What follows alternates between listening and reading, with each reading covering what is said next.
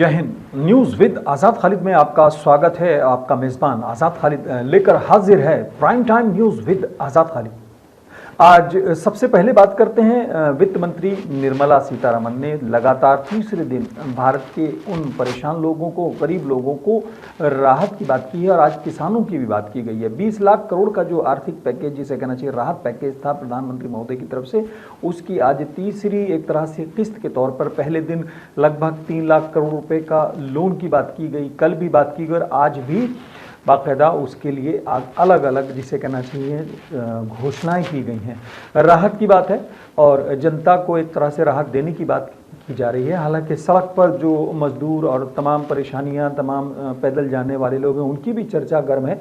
लेकिन कानपुर का एक शख्स है, विजय नाम बताया जा रहा है, 4 बच्चे उनके भूखे थे, 15 दिन से उन्हें खाना नहीं मिल रहा था, भरपेट जिसे कहना चाहिए खाना नहीं मिल रहा था। वो काफ़ी शर्मिंदा हुए अपने बच्चों की हालत को देखकर और अपना जेवर भी वो रखने गए, किसी दुकान पर बेचने भी गए और कई उन्होंने कोशिश की, लोगों से मांगा भी। कुछ लोग ये कहते हैं कि हमसे संकोचवश उन्होंने जिक्र नहीं किया।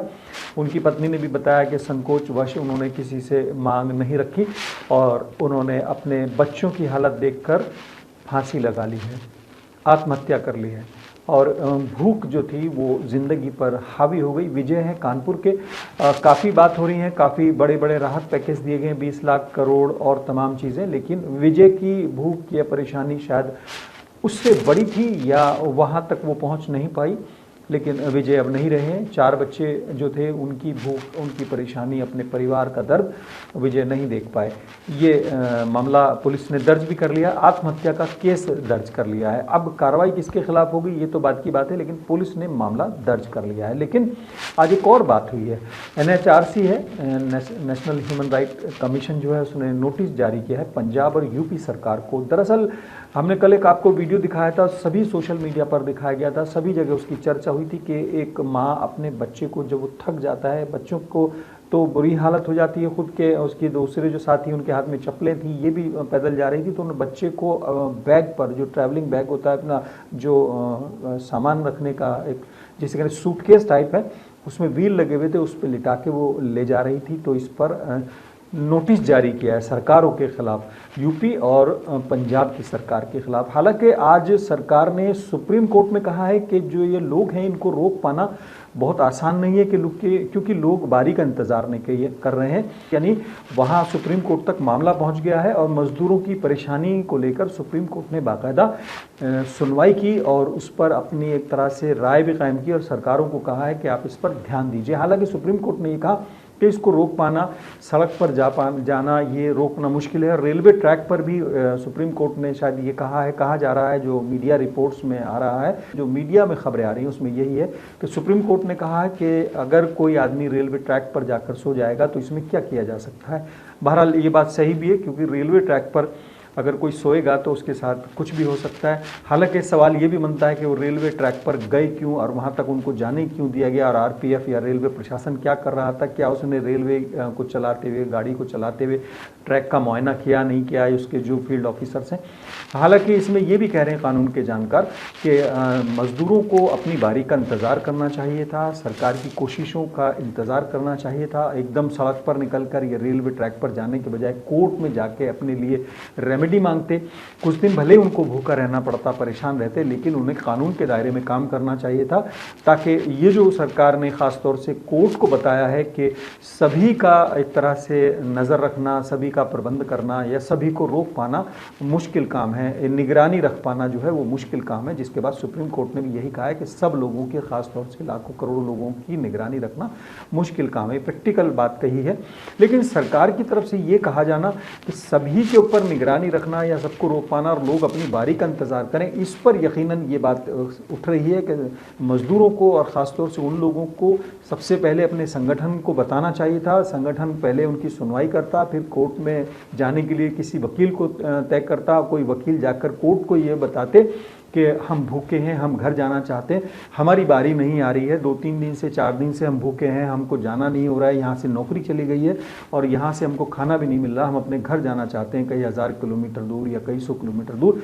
तो बसें नहीं हैं, ट्रेन नहीं है, कोई फ़्लाइट भी नहीं है, तो हम कैसे जाएं। उनको सड़क पर जाने के बजाय वकील करके कोर्ट जाना चाहिए था। ये अभी तक जो लोग कानून के जानकार हैं वो यही बता रहे हैं कि कानून के दायरे में ही काम होना चाहिए था। बहरहाल सुप्रीम कोर्ट में केंद्र सरकार ने कहा है कि सभी मजदूरों पर निगरानी रखना बिल्कुल मुश्किल है और लोगों को अपनी बारी का इंतज़ार करना चाहिए था अपने घर जाने के लिए। जब वंदे भारत योजना है वहाँ से विदेशों से ला सकती है भारतीयों को, तो यहाँ भी वो ट्रेन से छोड़ के आ सकती थी, बसेस भी लगाई जा सकती थी। अब आप देखें ऋषिकेश से 1800 टूरिस्ट हैं, उनको ले जाया गया। बाकायदा विजय रूपाणी जी हैं गुजरात के मुख्यमंत्री, उन्होंने त्रिवेंद्र सिंह रावत जी को बाकायदा बोला, मुख्यमंत्री हैं वो उत्तराखंड के, और बसें लगाई गई बाकायदा, उसके लिए जो है आदेश जारी किया गया और 1800 टूरिस्टों को ले जाया गया। उसके अलावा आप देखें कोटा से जो लोग थे, वीआईपी लोग कह रहे हैं उनको लोग बाग, लेकिन थे वो भी भारतीय, वो नेताओं के या ब्यूरोक्रेट्स के या जिनके भी बच्चे थे उनको भी लाया गया। तो इन मजदूरों को भी इंतज़ार करना चाहिए था कि हमारी भी बारी आएगी। अभी फ़िलहाल एसी ट्रेन और राजधानी की कीमत पर चलने वाली ट्रेन थी, कल और भी चलेंगी, श्रमिक स्पेशल भी चलेंगी। तो अगर 100-100, 200-200 या 500-500 लोगों को लेकर या 1000-1000 लोगों को लेकर ट्रेन जाने लगती हैं और 10-20 लाख लोग सड़क पर हैं, तो सबकी आहिस्ता आहिस्ता बारी आ ही जाती, लेकिन उनको इस तरह एकदम से सड़क पर नहीं जाना चाहिए था, ऐसा लोग कह रहे हैं कि सरकार ने यही कहा है, कोर्ट को भी यही बताया है कि सबका एक तरह से इंतज़ाम एकदम से नहीं हो पाया और मज़दूरों ने इंतज़ार करने के बजाय सड़क पर वो निकल गए। बहरहाल ये एक ख़बर है, हम खबर के तौर पर बता रहे हैं कि ये आज की कार्रवाई है। सुप्रीम कोर्ट में हालांकि एक और बड़ी कार्रवाई हुई है। सुप्रीम कोर्ट चूँकि ऑनलाइन और वीडियो कॉन्फ्रेंसिंग के ज़रिए सुनवाई भी कर रहा है और बाकायदा विजिल है, निगरानी रखे हुए है और हर मामले पे ख़ास तौर से तुरंत कार्रवाई हो रही है। अर्नब गोस्वामी के खिलाफ एफआईआर दर्ज हुई तो एकदम उनको भी मतलब सुनवाई करने के बाद उनको राहत दी गई। अब देखें आज एक और मैंने आपको बताया अभी रेलवे ट्रैक वाला मामला, उसके अलावा जो शराब की दुकानें खुली थी उस पर भी एक याचिका डाली गई, 2 याचिकाएं डाली गई, जिसमें सुप्रीम कोर्ट से कहा गया कि ये सोशल डिस्टेंसिंग ख़त्म हो रही थी और कहीं ना कहीं ख़तरा बढ़ रहा था। तो कोर्ट ने ये माना कि ये पब्लिसिटी के लिए शायद कर रहे हैं और उन पर 1-1 लाख रुपए का, पहले 1 लाख रुपए का जुर्माना एक याचिकाकर्ता पर लगाया गया, फिर दूसरी जब याचिका आई तो उसको भी कहा गया कि इस पर भी 1 लाख रुपए का जुर्माना लगाया जाएगा, क्योंकि ऐसी याचिकाएं काफ़ी हैं और इस पर सुनवाई के बजाय इस पर जुर्माना लगाया जाता है। तो ये सुप्रीम कोर्ट की कार्रवाई। उधर इलाहाबाद हाई कोर्ट में एक बड़ा फैसला आया है। गाज़ीपुर के डीएम का ये आदेश कि अजान पर पाबंदी होनी चाहिए, उस आदेश को निरस्त कर दिया गया। कोर्ट ने बाकायदा, इलाहाबाद हाई कोर्ट ने अजान देने को मूल अधिकार, जो मौलिक अधिकार है वो मानते हुए कहा है कि अजान को नहीं रोका जा सकता और ना ही अजान के देने से मस्जिद में कोरोना के नियमों का या उसके जो भी नॉर्म्स हैं उनका कहीं उल्लंघन हो भी नहीं रहा। ये बात शायद डीएम साहब नहीं समझ पाए होंगे, आईएएस हैं, काफ़ी पढ़े लिखे हैं, हो सकता है उन्होंने किसी और नज़रिए से सोचा तो उन्होंने एक आदेश पारित कर दिया कि अजान पर बैन लगा दिया था, जिसके खिलाफ अफजल अंसारी हैं, सांसद हैं और उन्होंने इस पर अपील की और रेमेडी मांगी, राहत मांगी। तो इलाहाबाद हाई कोर्ट ने, माननीय अदालत ने उसको रद्द किया है डीएम साहब के आदेश को, उस आदेश को जिसमें उन्होंने अजान पर बैन लगाया था। हालांकि सुप्रीम कोर्ट के ही जो निर्देशों के अनुसार हाई कोर्ट ने उसको एक्सप्लेन करते हुए कहा कि जो इलेक्ट्रॉनिक डिवाइस के ज़रिए जो अजान दिया जाना है वो मौलिक अधिकार नहीं है, उसके लिए परमिशन लिया जाना चाहिए। जो डिजिटल जो डिवाइसेस हैं उसके लिए परमिशन ली जानी चाहिए, लेकिन अजान को आप नहीं रोक सकते। तो यानी ये जो आपने पिछले दिनों कई जगहों पर सुना होगा, कई पुलिस वाले खुद जाके डंडा लेके कह देते थे कि ये अजान बंद कीजिए, तो शायद इसको लेकर भी एक बात कही जा सकती है कि ये उन पुलिस वालों को या उन सिस्टम के लोगों को और ख़ासतौर से ऐसे डीएम साहब को जिन्होंने ये आदेश पारित किया था, उनको भी ये ध्यान रखना चाहिए कि अजान से ना तो कोई ऐसा नियम का उल्लंघन हो रहा है जो कोरोना के रोकने में कहीं उसकी रुकावट बन रहा हो और ना ही ऐसा कुछ था कि उसका आदेश दिया जाता। बहरहाल ये एक प्रशासनिक प्रक्रिया है, डीएम साहब ने भी कुछ सोच समझ के ही शायद ये आदेश पारित किया होगा, लेकिन कोर्ट ने इसको करके और उस आदेश को रद्द करते हुए अजान देने की, अजान कहने की, अजान पढ़ने की उस परंपरा को जारी रखने को कहा है, लोग जो लगभग 1400 साल से चली आ रही है लगातार, और उसको बहाल किया है। बहरहाल कई और भी खबरें हैं, लेकिन सबसे बड़ी बात यही है कि आज भी मजदूरों की हालत को लेकर चर्चाएं रहीं। राहुल गांधी भी सवाल उठाते रहे और भी चीज़ें होती रही, लेकिन सरकार की तरफ से लगातार राहत बांटी जा रही है। लाखों करोड़ रुपया, 20 लाख करोड़ रुपए की शुरुआत हुई थी देने की, जो ऐलान किया गया था, उसमें फिर 3 लाख के करोड़ के 3 लाख करोड़, ये ज़बान भी कभी कभी समझ नहीं पाती कि 3 लाख भी आसानी से देखने को नहीं मिलती, वहाँ 3 लाख करोड़ की बात होती है तो थोड़ा सा चक्कर आ जाता है। तो 3 लाख करोड़ की कल पर बात की गई थी, फिर दोबारा बात की गई, आज भी जो है वो लाखों करोड़ की बात की गई, 1 लाख करोड़ किसानों को दिए जाने की बात की गई। हालांकि कल कह दिया गया था कि किसानों का हिसाब निमट गया है, लेकिन आज फिर उनके लिए बात की निर्मला सीतारमण ने। और सरकार की जो एक दरियादिली सामने आई है वो ये कि लोगों के लिए लाखों करोड़ रुपए के जो हैं बोरे और पैकेजेस और जो इसे कहना चाहिए राहत के नाम पर जो है वो खोल दिए हैं। हालांकि जो मैंने आपको बताया था कानपुर का विजय इन राहत पैकेजेस में से शायद कुछ नहीं ले पाया या उसको उम्मीद नहीं थी, उसने भूख से और अपने परिवार की परेशानी से त्रस्त होकर सुसाइड कर लिया है। अच्छा, इसी बीच खबर ये भी आ रही है कि जो मैंने आपको परसों बताया था कि 1-2 हमारे मिलने वाले हैं, उन्होंने अपने बिजली के बिल भेज दिए कि अब 20 लाख करोड़ रुपए जब सरकार ने राहत के तौर पर दे ही दिए हैं तो उसमें शायद हमारे बिजली के बिल भी अब माफ़ रहेंगे, क्योंकि हम भी 2 महीने से घर पर ही हैं और हम कम से कम कुछ नहीं कर रहे हैं तो हमें ये राहत मिलेगी।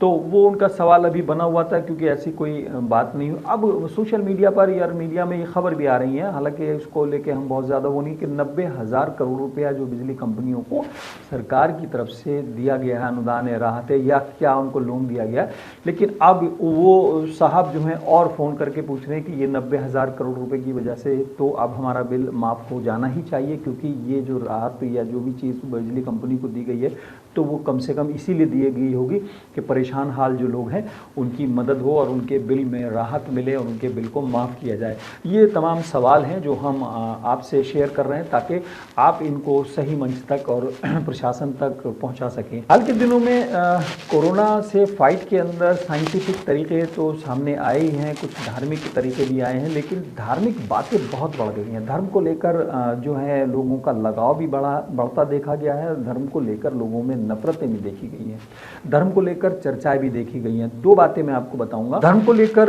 राजनीति भी गर्मा गई है। मुख्यमंत्री हैं महाराष्ट्र के, पूर्व हैं चौहान साहब, उन्होंने कहा है कि जो मंदिरों के अंदर और जो धार्मिक स्थलों में जो ट्रस्ट हैं उसके जो सोना है, ख़ासतौर से उनका जो आपात स्थिति में, इन बुरे दौरों में, इस जब बुरा दौर चल रहा है, ये ख़राब दौर चल रहा है, तो इसमें उसको इस्तेमाल करना चाहिए। उन्होंने एक राय दी है कि उसको सरकार लेके उस पर लोन लेके और सस्ते उस पर कुछ करे, वो जो विस्तार से बात होगी, लेकिन इसको लेकर जो धार्मिक संगठन है वो नाराज़ हो गए हैं। अब काशी के अंदर तो बाकायदा उनके और उनके परिवार के ऊपर बैन लगा दिया गया, वो दर्शन ही नहीं कर पाएंगे। उनका कहना है कि ये तो एक तरह से ऐसी लुटेरों वाली सोच है। कांग्रेस के ऊपर उन्होंने आरोप लगाए कि 1983 में जो वहाँ पर चोरी हुई थी उसमें भी कहीं ना कहीं कांग्रेस का हाथ था। 1983 की बात अब सामने आई है, लेकिन अब ये एक तरह से राजनीति गर्मा गई। बीजेपी ने भी कांग्रेस पर, ख़ासतौर पर चौहान साहब पर जो है निशाना साधा है कि आप मंदिरों के जो खजाने पर आपकी नज़र है और आपकी सोच जो है कहीं ना कहीं उसमें गड़बड़, उन्होंने कहा है, आरोप लगाया है। चौहान साहब ने भी बाकायदा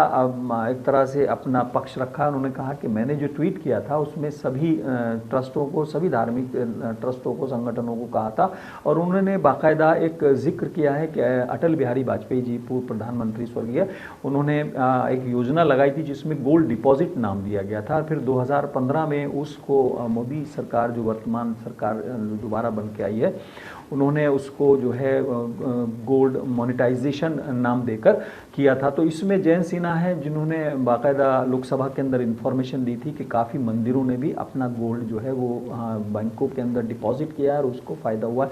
अब ये एक सवाल हो गया है कि लगभग 25,000 टन जो सोना है वो देश के अंदर है और लगभग 4 टन के करीब तो सोना अकेला जो वो बताया जाता है वो तिरुपति बालाजी मंदिर का जो है वो बैंकों के अंदर रखा हुआ है। तो ये हमने एक राय दी थी कि अगर ये सब चीज़ें यहीं देश के अंदर इसको इस्तेमाल किया जा सके, इस ढंग से किया जाए कि किसी को नुकसान भी ना हो और थोड़ा सा किसी के काम आ जाए, तो जो विदेशों से अभी आयात करने की बात है या गोल्ड बॉन्ड, ये तमाम चीज़ें होनी चाहिए। बहरहाल इस राय के बाद चौहान साहब की लोगों के मन में कई तरह के आरोप और प्रत्यारोप उठे हैं। अब उनकी मंशा क्या है ये तो बात की बात है, लेकिन इस पर राजनीति गर्मा गई है। राजनीति इतनी तेज़ हो गई है कि बीजेपी ने कांग्रेस को आड़े हाथों लेना शुरू कर दिया। कांग्रेस ने जो है अटल बिहारी वाजपेयी जी की सरकार का जिक्र करना शुरू कर दिया। मौजूदा सरकार की भी कुछ नज़ीर पेश करनी शुरू कर दी। उसके अलावा उन्होंने कुछ और भी बातें कही हैं। लेकिन सवाल वही है कि असल में जो इस वक्त ज़रूरत है वो फौरी एक तरह से राहत की और मदद की ज़रूरत है। जो मजदूर या जो गरीब या जो भी आदमी या चाहे वो कोई मालदार भी है, लेकिन अगर वो कहीं फंस गया है रेलवे स्टेशन पर, कल आपने देखा होगा कि लोग बिस्किट की छीना झपटी में किस तरह से लड़ रहे थे, क्योंकि भूख जो थी वो संयम पर और अनुशासन पर हावी हो गई। लोगों ने छीना झपटी शुरू कर दी। लोग बाग जो है, एक दिव्यांग है वो अपनी पत्नी को लेकर साइकिल पर ही निकल गए। तो ऐसे में जो आप हम इंतज़ार की बातें करें, बड़ी बातें करें, पैकेजेस की बातें करें, लोन की बातें करें, उसके बजाय मुझे नहीं लगता कि हर देशवासी को एक एक समय का खाना फौरी तौर पर, एक एक गिलास पानी भी अगर फौरी तौर पर इनकी मदद के लिए लोग अपने घर से बाहर निकल के देखें तो शायद ये भी बड़ी बात हो सकती है।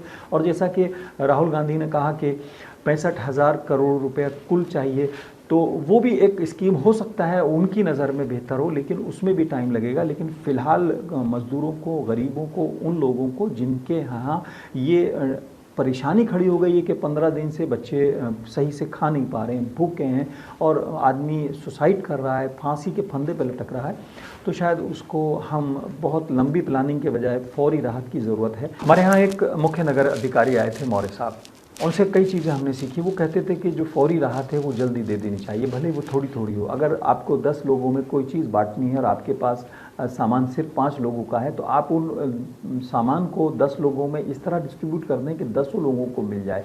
ये भले ही आप ये ना सोचें कि 5 लोगों को भर पेट मिले, बल्कि 10 लोगों को थोड़ा थोड़ा मिल जाए ताकि वो सभी लोग बच सकें। तो फिलहाल हम लाखों करोड़ की जो बातें चल रही हैं, जो लोन मेला चल रहा है, लाखों करोड़ की बयार बह रही है और एक तरह से दूध की नदियाँ बह रही हैं, हम सोच रहे हैं कि आपको या हमको ये करना चाहिए। सरकार पर ही सारा दबाव नहीं होना चाहिए, हमको भी, सामाजिक संगठनों को भी और जनता को भी इस पर ध्यान देना चाहिए कि फौरी तौर पर वो अपने घर से 10 रोटी के कंजम्पशन में से 2 रोटियां लेकर बाहर खड़ा हो जाए। उसको अगर कोई लगे कि भूखा जा रहा है तो वो उसको फौरी तौर पे दे दे। क्योंकि विजय की आत्महत्या जो कानपुर में हुई है उसने कई सवाल खड़े कर दिए हैं। ख़ास तौर से मेरे मन में ये सवाल खड़ा हो गया है। आज मैं बिल्कुल भी प्रोग्राम करने का और आपसे बात करने का मन नहीं था, लेकिन चूंकि आपसे एक वादा है कि आपसे मुखातिब होना है, लेकिन विजय की आत्मा को शांति मिले, लेकिन हमको भी ये सद्बुद्धि मिले कि हम विजय जैसे उन परेशान लोगों के लिए मदद के लिए खड़े हो सकें जो अपने बच्चों की भूख देखकर टूट जाते हैं। उनके टूटने से पहले अगर हम साथ खड़े हो जाएं तो विजय नहीं टूटेगा, विजय विजयी होगा, जीतेगा। लाखों करोड़ के ज़ीरो गिनने के बजाय अगर हम फौरी तौर पर कुछ राहत, कुछ मदद, अपने भूख का थोड़ा सा हिस्सा अपने भाइयों से, अपने साथियों से बांट लेंगे तो शायद ये ज़्यादा बड़ा दान भी नहीं होगा, ज़्यादा बड़ा बोझ भी नहीं होगा, ज़्यादा बड़ा एहसान भी नहीं होगा।